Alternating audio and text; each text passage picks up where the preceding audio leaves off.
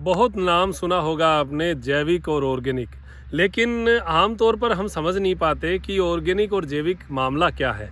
आज मैं ये बताने का अधिकार इसलिए रखता हूँ कि मैंने खुद ने अभी ऑर्गेनिक गोभी यहाँ तैयार की है। ऑर्गेनिक का मतलब ये है कि बिना दवाई, देखिए दवाई कुछ नहीं, पेस्टिसाइड्स कुछ नहीं, ना जड़ों में ना इसके ऊपर। हाँ, हमने जड़ों में एक पेस्टिसाइड यानी जैविक पेस्टिसाइड में डुबो कर इनकी जड़ों को उपचारित किया था। वो पेस्टिसाइड काय का था?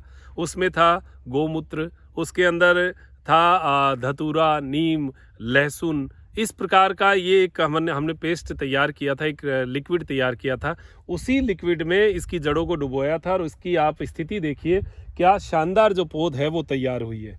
किसी प्रकार की दवाई हमने इसमें नहीं डाली। आप इसके पत्ते को खा के देखें, आलू की सब्जी के साथ आप पत्ते डालें तो बहुत शानदार सब्जी बनती है।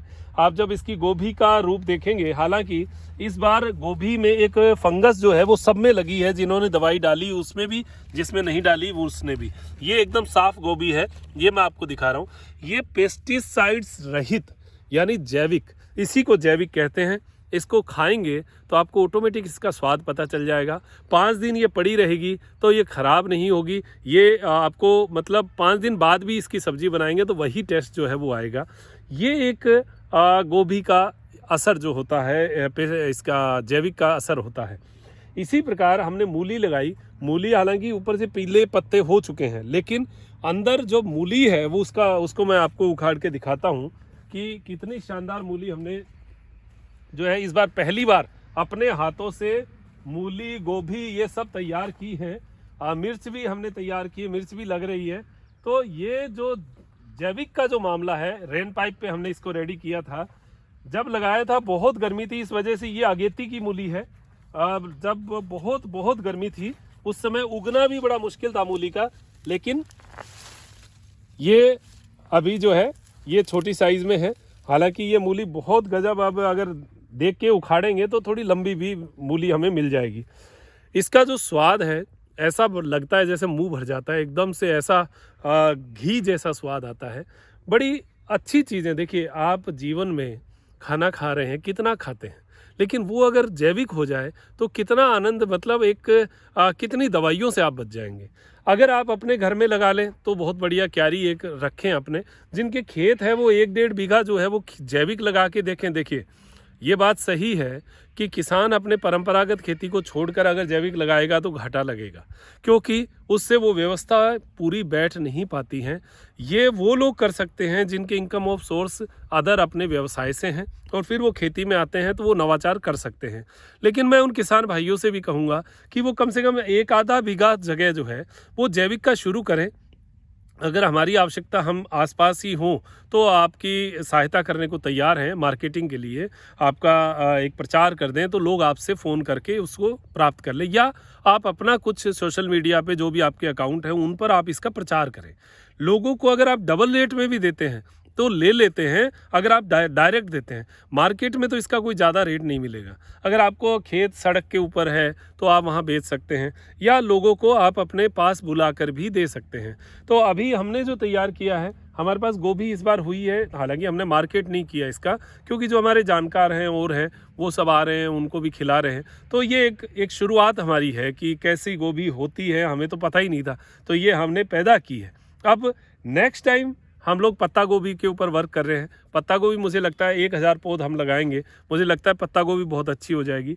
ये गाजर है, दोनों काली और लाल, ये दोनों गाजर है। काली गाजर जो हमारी शेखावाटी अंचल में ज़्यादा होती है, ये दोनों का बेड है। इस पर हमने किसी प्रकार की दवाई नहीं डाली है। ये देखिए, ये जो हमारे यहाँ पर एक खरपतवार होती है जिसको बथुआ कहते हैं, ये बहुत बुरी, मतलब ये मान लीजिए ये खरपतवार है, ये इसको ख़त्म कर देती है। मतलब इसके अंदर अगर आ जाए तो इसको ख़त्म करती है, और ये आती ही आती है, क्योंकि इसका बीज बहुत खतरनाक होता है। जब बीज पैदा हो गया तो हज़ारों की संख्या में ये पैदा करता है। नेक्स्ट टाइम में आपको बहुत सारी मिलेंगी। तो हम लोग क्या करते हैं, बैठे बैठे एक उखाड़ के इसको साफ़ करते हैं, तब जाके, जबकि आम तौर पर इसमें दवाई डाली जाती है इसको जलाने के लिए। हम लोग नहीं डाले, हम लोगों ने इस बार वो दवाई नहीं डाली है। और इस बार नहीं, मतलब हमारा तो पहली बार है तो दवाई डाली ही नहीं है। और हमारी कोशिश यही है कि यहाँ किसी प्रकार की दवाई जो है वो यहाँ पर नहीं आए। हम लोग दवाई नहीं डालें, जैविक ही डालेंगे, भले ही जल जाए, भले ही आधा हो जाए, भले ही कम हो जाए, लेकिन कोशिश ये रहेगी 1 साल देखेंगे, 2 साल देखेंगे, 3 साल देखेंगे। छाछ का प्रयोग इस बार हमने किया है, वो भी बहुत इफेक्टिव है। गौमूत्र का प्रयोग किया है, वो भी बहुत इफेक्टिव है। डीकम्पोजर, वेस्ट डीकम्पोजर का उपयोग किया है। ट्राइकोडर्मा मैंने मंगवाया है, उसके लिए भी कहते हैं कि जड़ों के रोग जो है ट्राइकोडर्मा से नहीं होते, वो भी जैविक है। तो वो गोबर में डालकर उसको मल्टीप्लाई करके उसके जीवाणु डाले जा सकते हैं। अगर पेस्टिसाइड डालेंगे तो ट्राइकोडर्मा खत्म हो जाएगा। ये बहुत सारी चीज़ें हैं जिनका उपयोग किया जा सकता है। तो आज मैं आपको एक जैविक की परिभाषा दे रहा था कि क्या जैविक है, क्या आनंद आता है जैविक का। इसके पत्ते भी खाएंगे तो भी आनंद आपको अलग महसूस होगा। यहाँ हमने प्याज भी लगाया है। प्याज हालांकि थोड़ा कम लगा है, किसी प्रकार का हमने कोई दवाई नहीं दी या कोई भी अदर कोई चीज़ें नहीं दी है। देखते हैं इस बार कितना होता है, कैसा होता भी है कि नहीं होता है, ये प्रयोग तो करने पड़ेंगे। इधर हमने मूली लगाई है। मूली ये आधा बीघा में है। यहाँ किसी प्रकार का हमने कोई दवाई इस मूली में भी नहीं दी है। ये छोटी है अभी, ये आगे जो हमारी दिसंबर जनवरी का जो महीना आएगा उसमें ये मूली तैयार होगी। नेक्स्ट वहाँ पर हमने सौंफ भी लगाई है, मटर भी लगाई है। मटर में हालांकि जड़ों में फंगस आ गया, उसमें छाछ डाली है, देखते हैं क्या रिजल्ट आता है। टमाटर है, उसमें भी जड़ों में फंगस है और तेलिया जो है वो भी इसमें लगा है, काले रंग का मच्छर होता है वो लगा है। उस पर भी हमने गौमूत्र और उसी की वो दवाई का उसी का छिड़काव किया है। देखते हैं क्या रिजल्ट रहता है। जैविक लगाने में मेहनत ज़रूर है, लेकिन आपको आनंद खाने में बहुत आएगा। तो ये आनंद आपको मिलता रहे। जो भी मेरे चाहते हैं, आसपास हैं, जितना उपलब्ध है, एक बार आप हमसे खा सकते हैं, आ सकते हैं जब भी आपको मौका मिले। किसी को लेना हो तो अभी इतनी बड़ी मात्रा में तो हमारे पास नहीं है, लेकिन धीरे धीरे हम लोग कोशिश करें कि एक बड़ी मात्रा में हम ये काम शुरू करें। लेकिन ये पक्की बात है कि शुरुआत हो चुकी है। हम लोग सब कुछ छोड़ के इसमें लगे हैं और इसको बनाएंगे, इसको तैयार करेंगे। तो त्रिनेत्र योग धाम हमारा इसी पर्पज़ के लिए है कि खेती, औषधीय खेती और जैविक खेती, इसके ऊपर हमारा वर्क हो। साथ में योग जो है वो हमारा मूल आधार है, जिसमें हम निःशुल्क योग शिविरों के माध्यम से आपको योग की विधा सिखाएंगे। किसी प्रकार का कोई ट्रीटमेंट होगा, उसका एक छोटा चार्ज जो है, जो जिस ट्रीटमेंट में लगता है वो तो ज़रूर लगेगा, लेकिन जो योग के माध्यम से जो आपको 1 घंटे का शिविर देना है या आपको समझना है, वो हमारी एक सेवा के रूप में आप तक पहुंचेगा। तो आप जितना भी अपने आप को स्वस्थ बना पाएँ, इन सब स्वास्थ्य के बिंदुओं को आप तक पहुँचाने का मैं प्रयास कर रहा हूँ।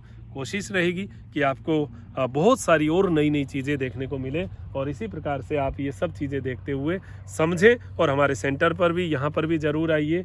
भालेरी रोड पर स्थित है, चूरू से 13 किलोमीटर है पीतर जी की ढाणी। और ये यहाँ पर हमारा त्रिनेत्र योग धाम, यहाँ कभी भी आपका आना हो, आप फ़ोन कॉल करके आ सकते हैं। जो लोकल हैं वो सब जानते ही हैं, फ़ोन कॉल करके आ सकते हैं और हम ज़रूर आपका स्वागत करने के लिए तैयार रहेंगे। तो आप दीजिए इजाज़त। मुझे डॉक्टर मनोज योगाचार्य को, मेरे साथी नरेश जी शर्मा के साथ त्रिनेत्र टीवी के लिए नमस्कार।